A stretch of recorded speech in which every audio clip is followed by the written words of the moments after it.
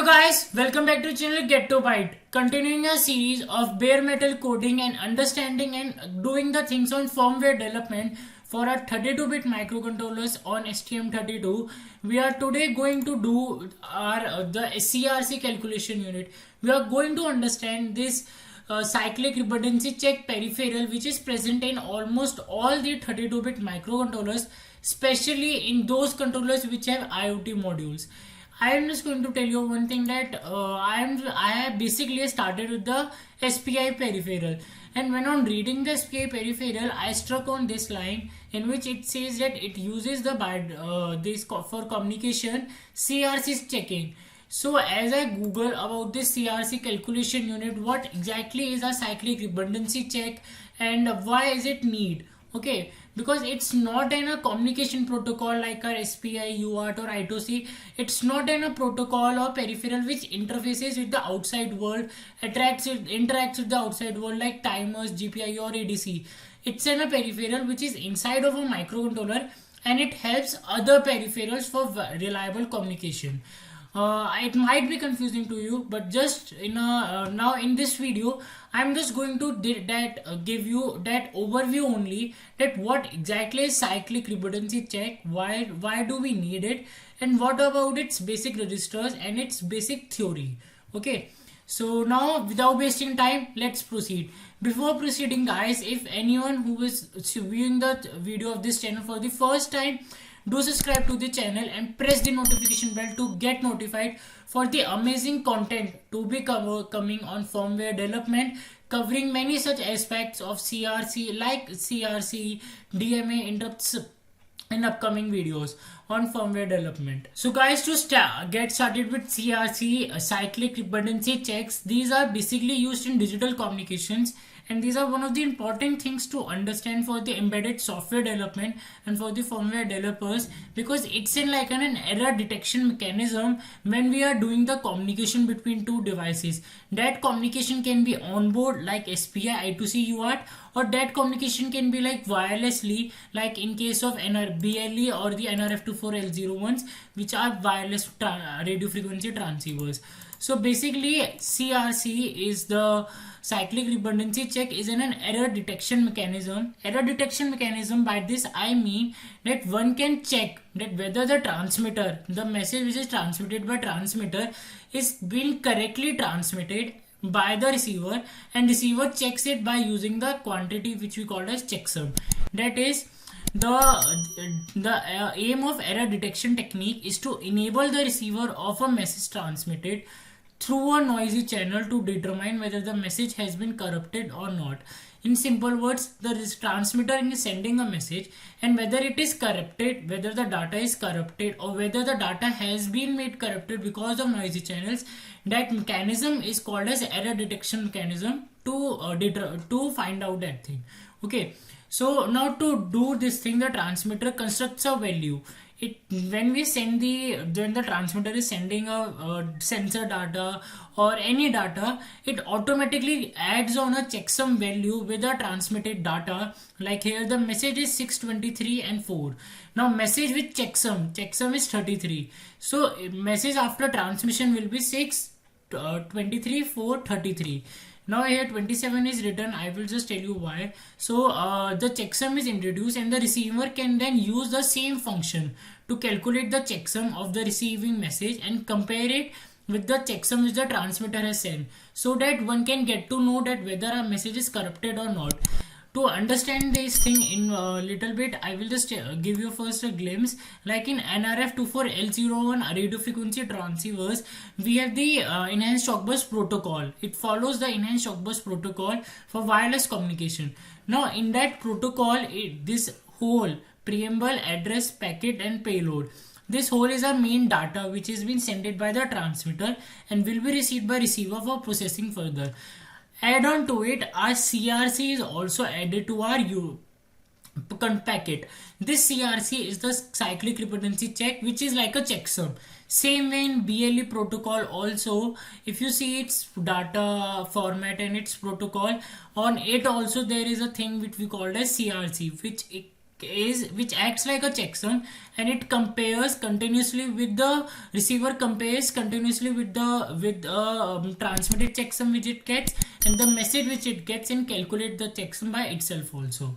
So now moving further to the checksum, what to understand this thing. Okay, so guys, now we have gotten basic overview and understanding that what exactly is our CRC stands for, and what category it falls in error detection.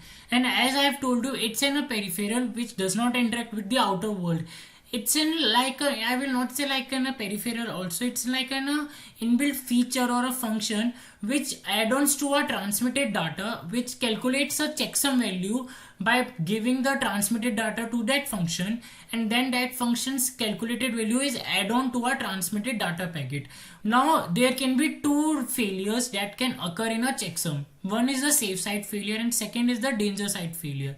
In the safe side failure is the one that is our corrupt checksum value is also corrupted. Our transmitted data is also might or might not be corrupted, but our checksum value which is transmitted because of the noise channel or because of XYZ reason is also gets corrupted.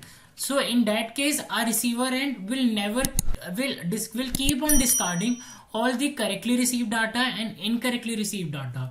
So that is the safe side failure.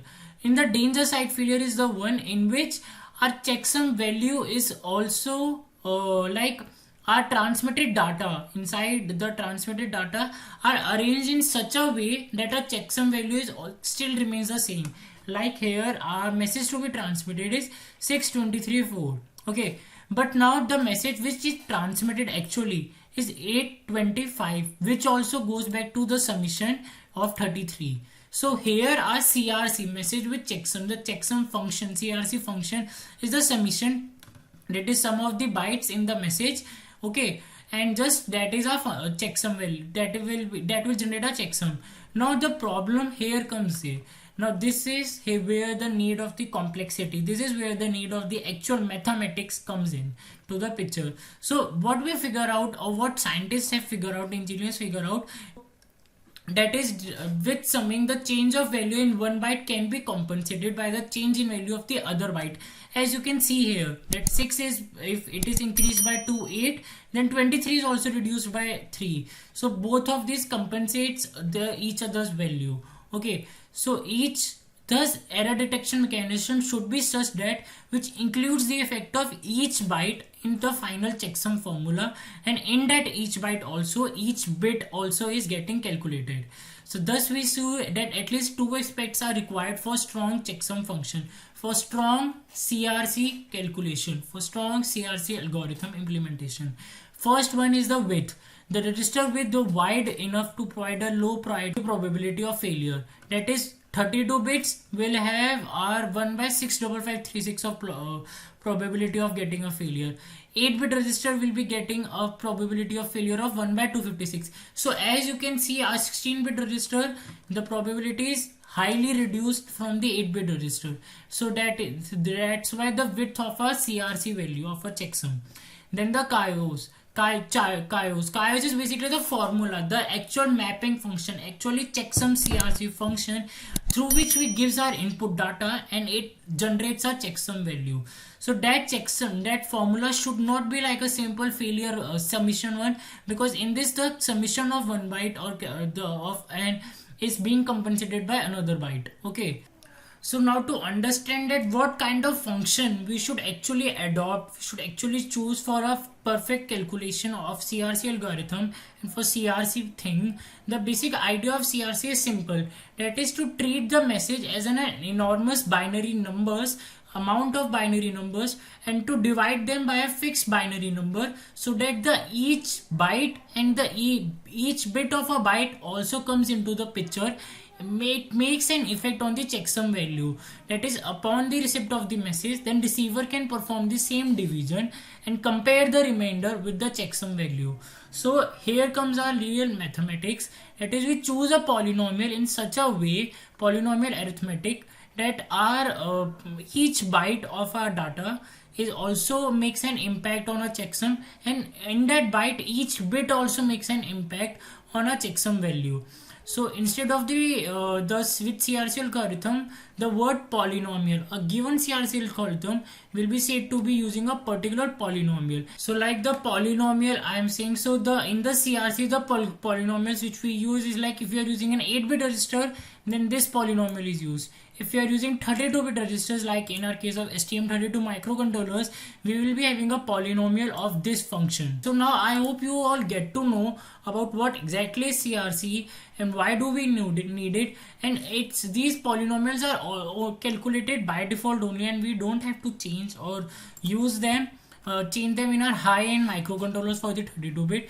But this point, the things which I have told you in this video are important to understand if you want to implement the CRC implementation on the low-end microcontrollers like STM8 or AVR microcontrollers, because these does not have an inbuilt CRC function capability. So in that case, we use this concept of the polynomials, okay, and we write our whole embedded C code or the implementation of the CRC by our own, in which we input the register, the input value, and the CRC function calculates it, and the checksum is added to our final transmitted value.